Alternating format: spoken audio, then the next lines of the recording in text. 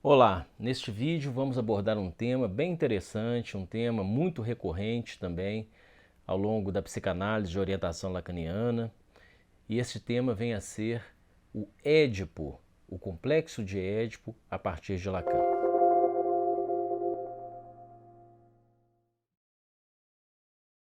Para que nós possamos abordar bem o Édipo em Lacan, é crucial que a gente faça o movimento que eu já indiquei em outros vídeos, que é o próprio movimento que Lacan sempre faz.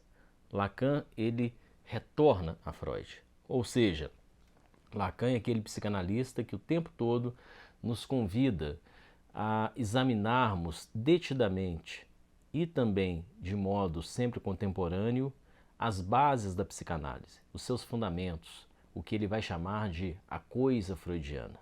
E se nós olharmos com atenção para Freud, verificaremos, sim, o que é bastante conhecido, que o complexo de Édipo é um tema, uma estrutura, né, uma questão que foi introduzida por Freud desde o momento constitutivo da psicanálise. No mesmo instante que ele está estabelecendo a psicanálise, ali em torno de 1893, 92, 94, de 92 a 94 aproximadamente, um pouco antes do texto que veio a ser Estudos sobre a Histeria.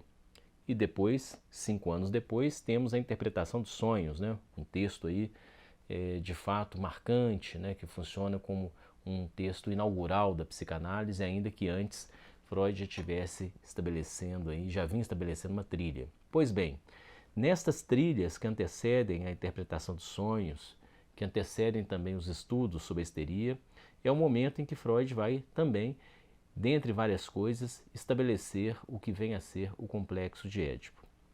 E notemos que o Édipo é introduzido por Freud no momento constitutivo da psicanálise, mas em muitos outros momentos que virão depois, ele vai constantemente revisitar, aprimorar e tornar o Édipo algo mais complexo do que parecia ser de início. Uma leitura muito rápida, muito apressada da primeira apresentação do Édipo em Freud, e Lacan nos alerta em relação a isto, pode nos dar a ideia de um Édipo um tanto quanto naturalizado, muito familiarista. Aquela noção de que o Édipo é como se fosse algo natural, o menino se apaixonando pela mãe e tendo o pai como rival, e ele vai se apaixonar pela mãe porque ela é do sexo oposto, e a menina, né, ao contrário, tendo como objeto, né, de desejo o pai e a mãe enquanto rival.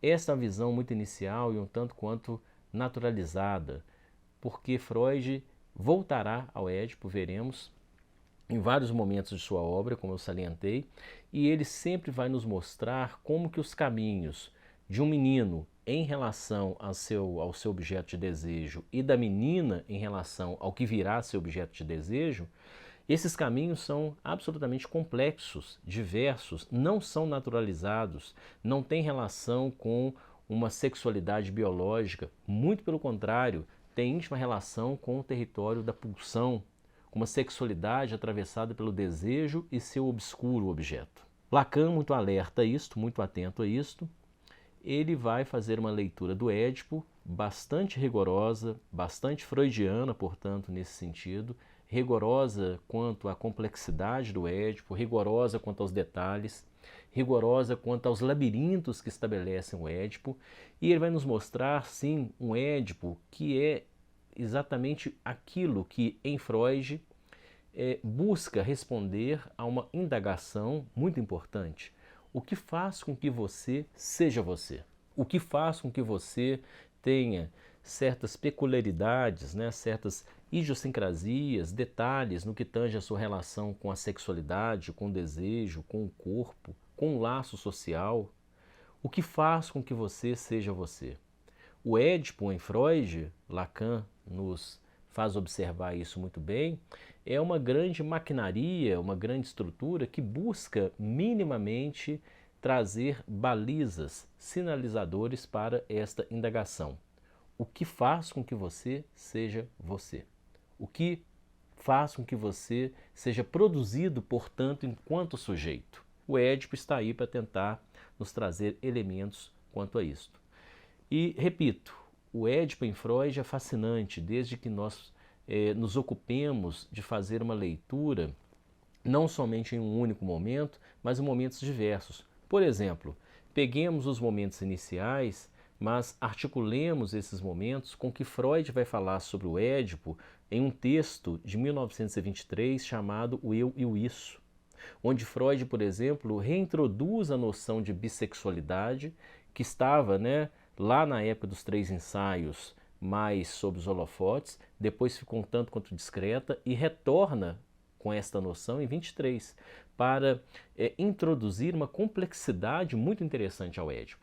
Lacan, atento a isto, que eu aqui rapidamente salientei e recortei, ele vai nos mostrar que o Édipo é constituído por uma relação com isto que nós podemos chamar de grande outro, com algo que nos antecede, com algo que nos acolhe, sobretudo nos acolhe não só como pela perspectiva do amor, do carinho, pensemos, por exemplo, na mãe como grande outro, mas nos acolhe pela perspectiva de um certo capricho. Nós estamos ali muito submetidos às vontades da mãe. E a mãe pode ter diversas vontades. Então é por ali que Lacan vai demarcando o que vem a ser esse grande outro. A mãe nos aponta para algo desse grande outro. Temos esse grande outro, esse outro em potência, esse outro uma posição de total potência sobre a nossa existência, porque nós, quando nascemos irremediavelmente no estado de inacabamento. Freud nota isso muito bem, Lacan salienta.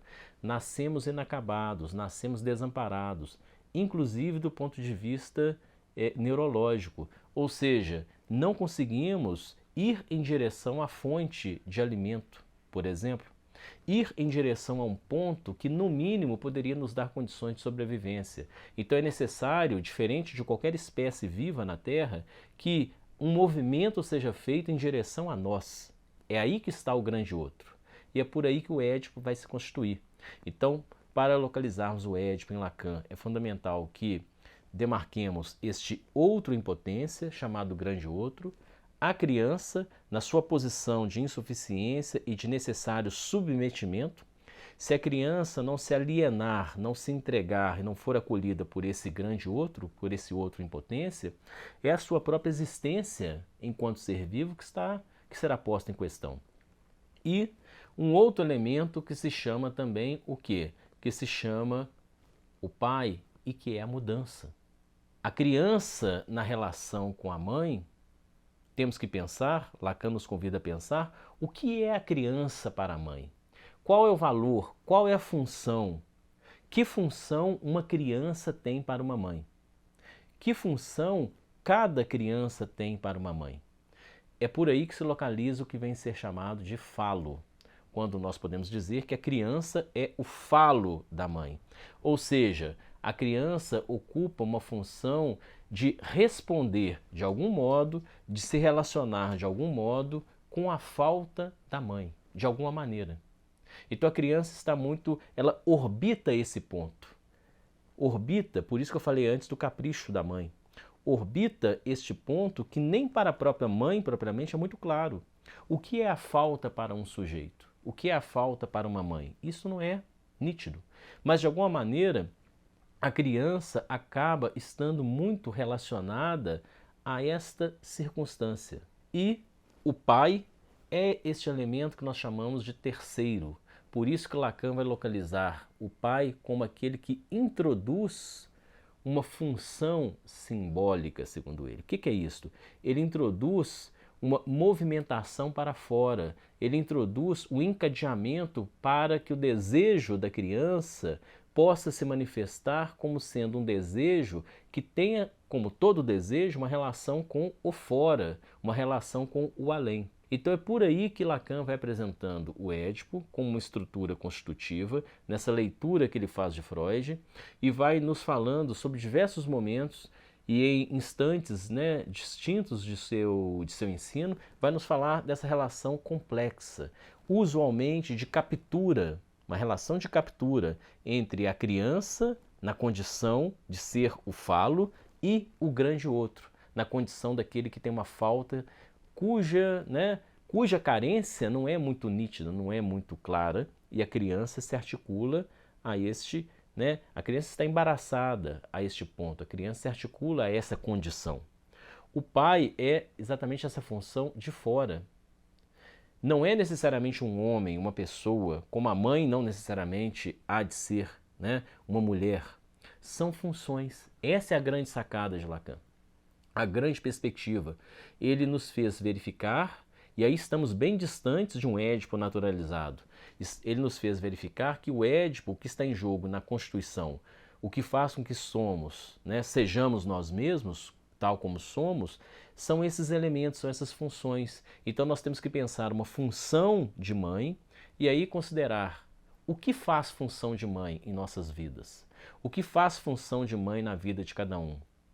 E isto que nos abre para um desejo fora desse ponto, um desejo além. Nesse sentido, portanto, que nos abre para janelas. Isto faz função de pai. Então, nesse sentido é que é muito interessante perceber, do ponto de vista clínico, que o que se chama pai, o que se chama mãe, isto pode ser ocupado pelas mais diversas pessoas, os mais diversos gêneros, as mais diversas conjugações possíveis. E o que nós temos que verificar é como que a criança, o nascente, na condição de desamparado, torna-se um sujeito desejante. O Édipo é exatamente a possibilidade desse deslocamento se dar a partir dessas funções. Desejar para fora dessa dimensão de captura inicial, onde, permanecendo nela, só haverá o império do capricho e não o desejo. Nesse sentido, desejo é aquilo que nos coloca em movimento, é aquilo que torna a vida viva. Pensemos nisso. Até o nosso próximo encontro.